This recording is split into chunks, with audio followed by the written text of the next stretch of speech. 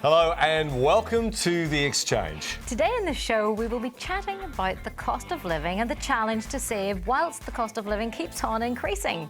We'll explore the ways for us to do things smarter in order to save for a rainy day.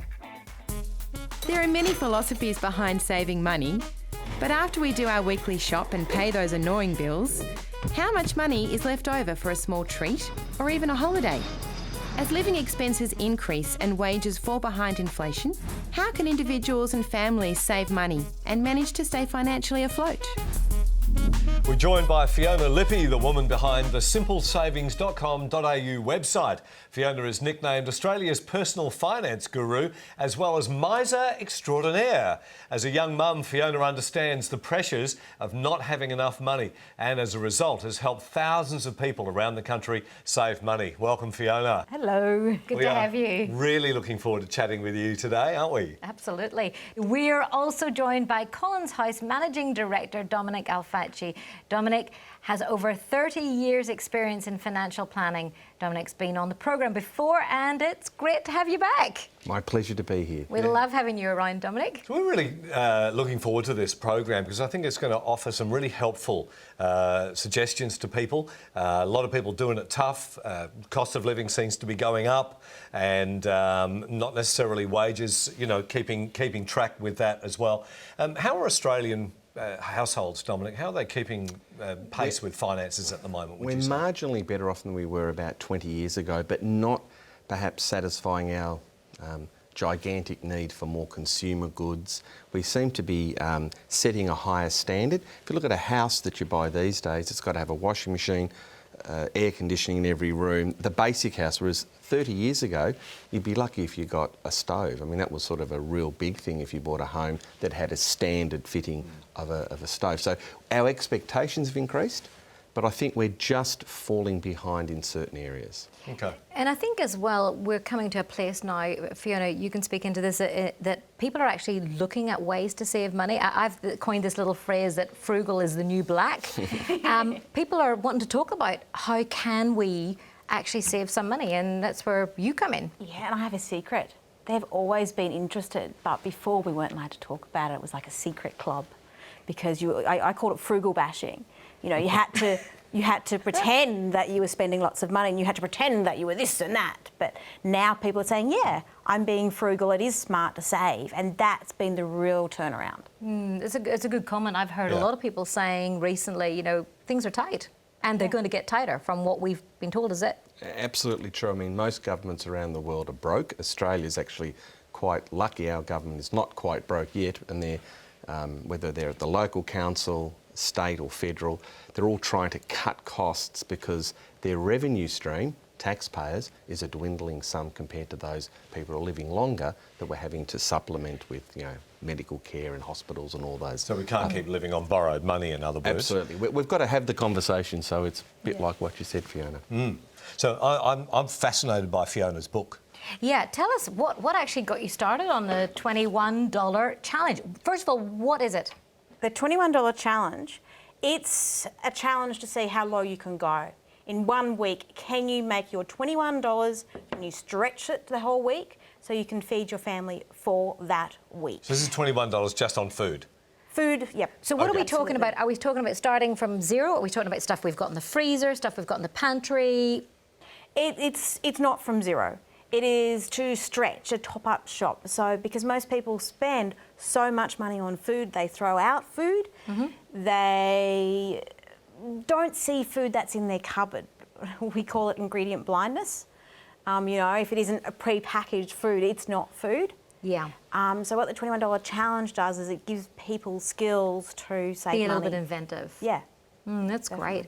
I like that because, I was actually pushed into that the other day. I got up to get my kids ready for school and realised there was no bread, no milk, no eggs, and I normally use those things to make the kids breakfast. So I'm like, Okay, so what are we going to do here? So I investigated what we had. And Because then- I had put a ban on any purchasing because of this. Oh, wow. Yeah, because we're actually So going yes, away Fiona, as well. thank you so much. You're welcome.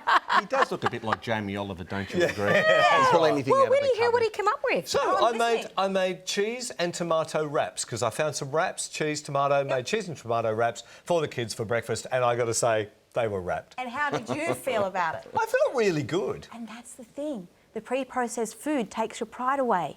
It takes your dignity away. That pride in, I've cooked this food, I made this, I solved this problem. I felt like I've been on a treasure hunt. Yeah, And, it is. And the kids really enjoyed having something different because I was just stuck in eggs and toast mode. You know. Yeah. Yeah. Over the next 12 months, Dominic, what's likely to go up and down in price, would you say?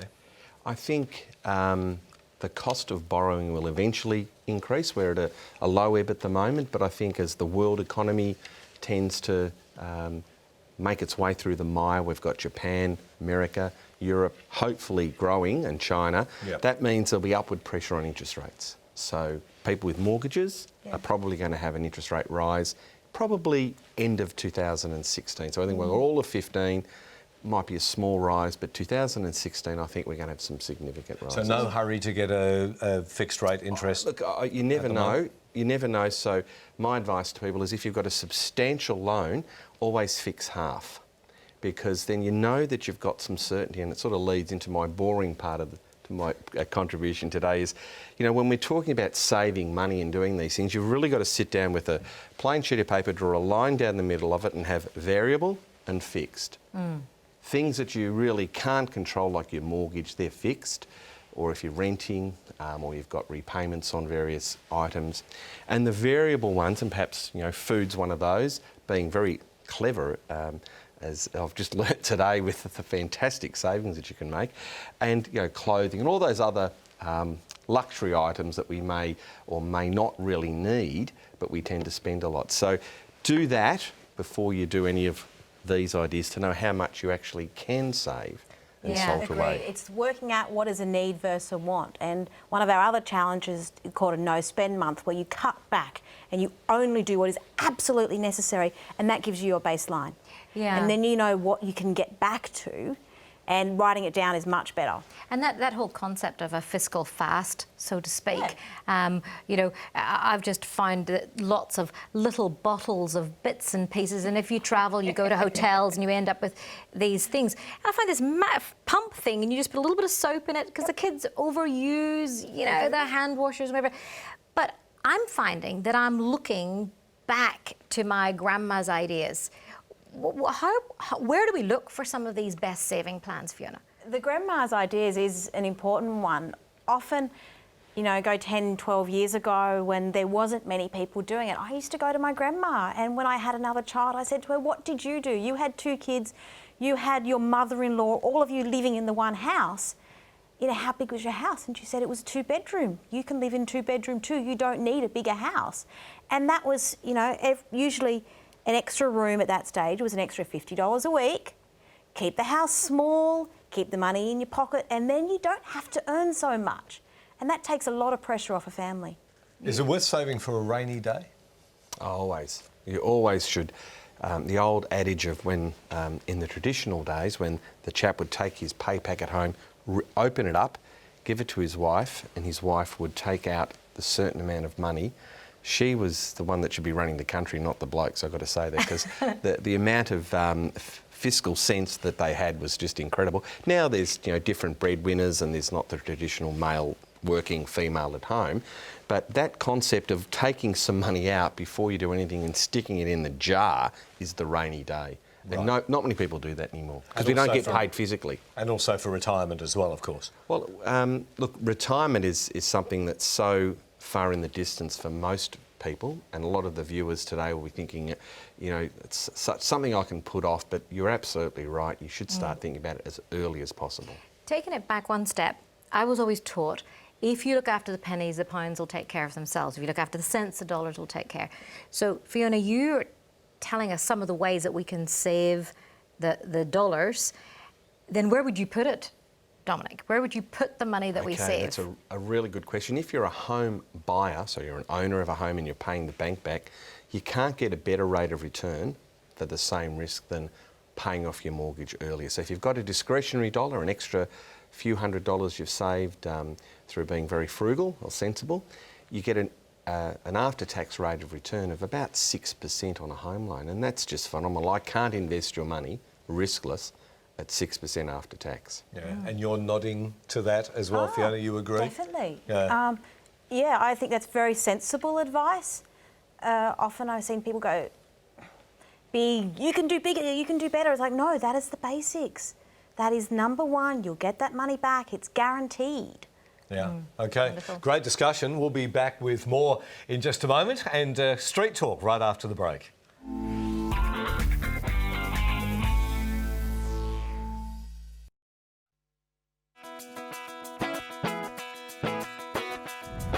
What's your best money saving tip? I think you have to shop around and don't buy immediately when you like something. Have a look, and look online is always good, and just wait for sales. Use a key card as little as possible. Yeah, like withdraw cash and budget with that, but don't use your key card and don't tip anyone. I think just scoping out, like at the supermarket and everything, what brands are the most valuable, comparing prices and that sort of thing. Don't spend it. I'm not very good at saving money, I have to say. Yeah. Maybe set yourself a budget and try to stay to it. I like to just kind of set aside a chunk of money each week that I know I'm going to spend on like coffee and food and stuff every day, so that I have a certain amount of cash in my wallet that I'm allowed to spend. And then the rest, I'm just trying not to use my card. For me, it's keeping track of my expenditure. So I'm always conscious whether it's on credit or cash. I know exactly what I'm spending. To read online blogs instead of buying expensive magazines. Make your own lunch. So you're very regimented about it. Yeah, I like to be. That's great. Yeah. And it's working for you? No. It hasn't worked for you? No, I'm a bit of a compulsive shopper. Okay. Especially like online shop. Don't online shop because it's not like real money. It's like online money. You feel like it's not real. Yeah. And then you forget you did it. And you keep to a certain budget? I don't actually, but because I know how much I'm spending at any given time, I don't need as strong a budgeting rule. And it's worked? Yeah, sometimes I slip up. So is there a tip that you've adopted yourself to save money? Shop in op shops. What's your best money saving tip? To get your husband to pay for everything. Really? Wow, and it's worked? Absolutely. And he doesn't object? No, not at all. Wow, where do I find myself one of those? Well, I can hire him out by the hour. Welcome back. We're discussing how to save when the cost of living keeps going up. And we've got Simple Savings' Fiona Lippey and Dominic Alafaci from Collins House, and Sandra, our Street Talk reporter. There was a lot of fun comments there. Some great tips. Yeah, hire a hubby. That's one thing I learnt. No, in seriousness though, lots of good tips, but not many people actually keep to them, funnily enough. So That's fair, because you have to consider everywhere you go, someone is trying to get money from you. true. Yes, that's one of the things that you mention a lot on your website is give some of the examples of how not to let them take your money.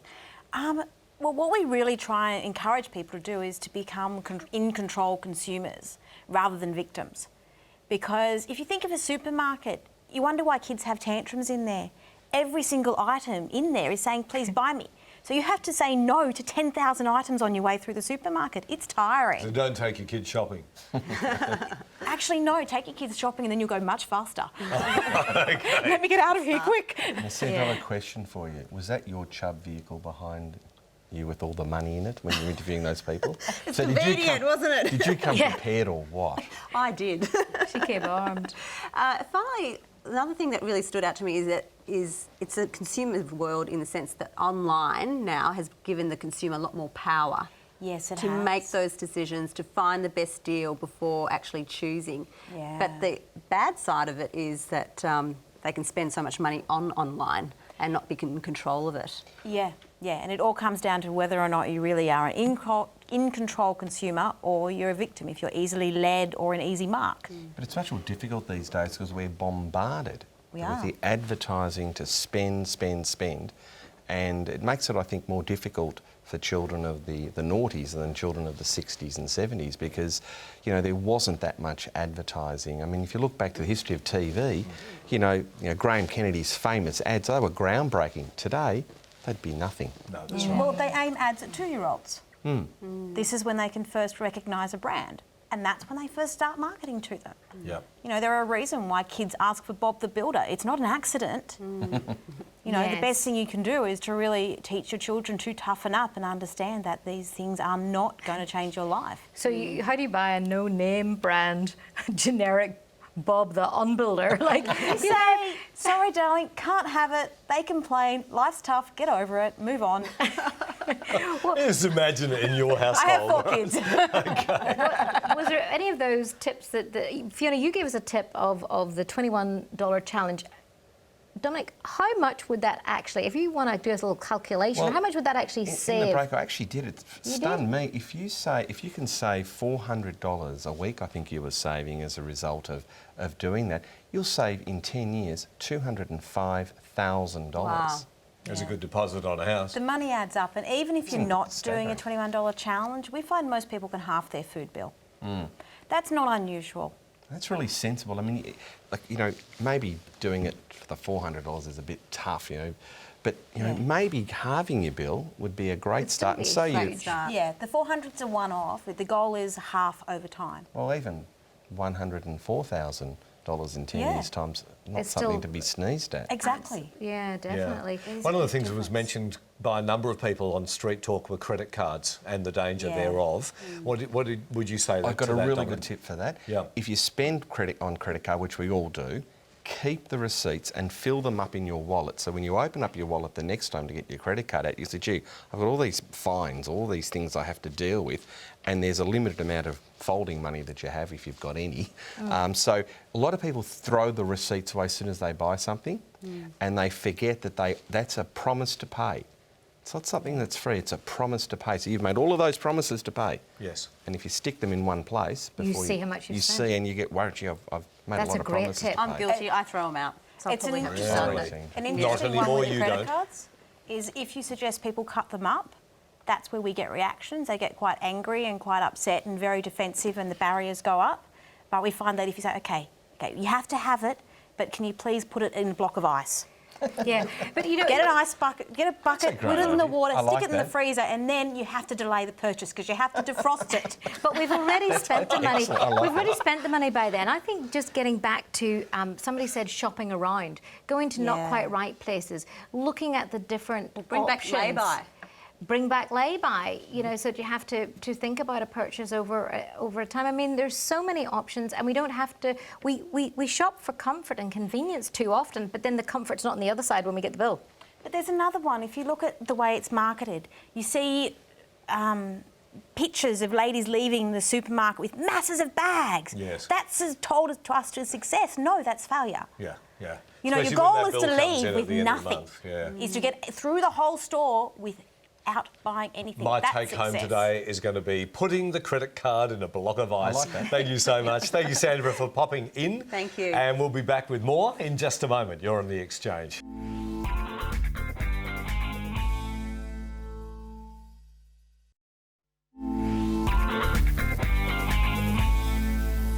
Welcome back. We're chatting with Simple Savings Fiona Lippey and Dominic Alafaci from Collins House about how to save when the cost of living keeps going up. And we're going to give these guys a little bit of a challenge. We want to hear your top tips, Fiona. Top tips on saving money, Fiona. You go. For it. Number one. Okay. Disposable razors, put them in a little dish of oil and you'll get them to last 6 times longer. I'm Won't gonna go do blunt. I didn't know that. Keep your credit card receipts, as I said, so it's a fine, it's a promise to pay. Keep it in your wallet as a memory, an aid to memory, so that you know you actually have to pay the money. Don't buy coffee at work. Get a coffee machine. Saving $3.50 a cup. Do the horrible thing of sitting down with no sharp instruments, including razor blades, within 100 metres and do the variable and the fixed cost. You will shock yourself, at the amount that fits on the variable side, the discretionary items, the coffees, the cakes, etc. Do that exercise. It's the most important thing. The things that you can live without. Yeah. Okay. Fiona. Get chickens. 4 chickens is $12 worth of eggs a week. Adds up fast. So you actually keep chickens? Yeah. Okay. My last one, because this is the last one I'll do today, is never, ever, ever pay for something before you've done your research. We're so bombarded with advertising, we think, I'll just buy that with impulse. Why are you buying it? Think, why am I buying this? So research Think first. is a good tip. I'll follow on from that. If in doubt, go without. If you have the slightest bit of doubt whether or not you should be buying it, don't buy it. You shouldn't have it. Okay, well, I want to just challenge you now. What about things like washing powder? Surely there's an easier way to do something like that. Yep. Make your own, I would suggest. You can make your own washing powder, or you can go to Bunnings and buy it in bulk. Yeah, bulk buying. I think it's about 20%, like 80% saving by buying your cleaning products in bulk from Bunnings. Great. And I did the other day, I got a recipe to make a miracle spray which cuts out Windex, spray and wipe, and all those other brand name for sprays. Yep. Less than $1 for 2 litres. Absolutely. And ammonia, $2 bottle of ammonia will last you a whole year. She's been spraying it on Go back everything. go back to your grandma's recipes. Yeah, definitely. Sprays it on me if I don't move fast enough. But the washing powder was amazing. You've made a year's supply of washing powder yes, for fantastic. 10. For just under $10. That's brilliant. And well done. it is working really well, which is more important. And it That cleans is the washing very, machine very at good. the same time. Yeah. I'm going to short Colgate Palmolive now on the stock market. If you're making a year's supply, for how much? For just under $10, because I use doomed. a teaspoon of it. If this gets out, they're doomed. You would think that, but it's been around There's for a long people time. who will go. I mean, I've got to confess, I used a particular brand, but I bought it on special, but got so brand loyal.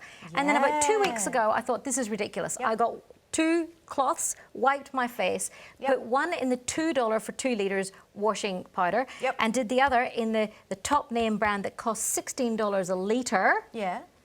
Most people, yes, expensive washing powder, but they say you use less.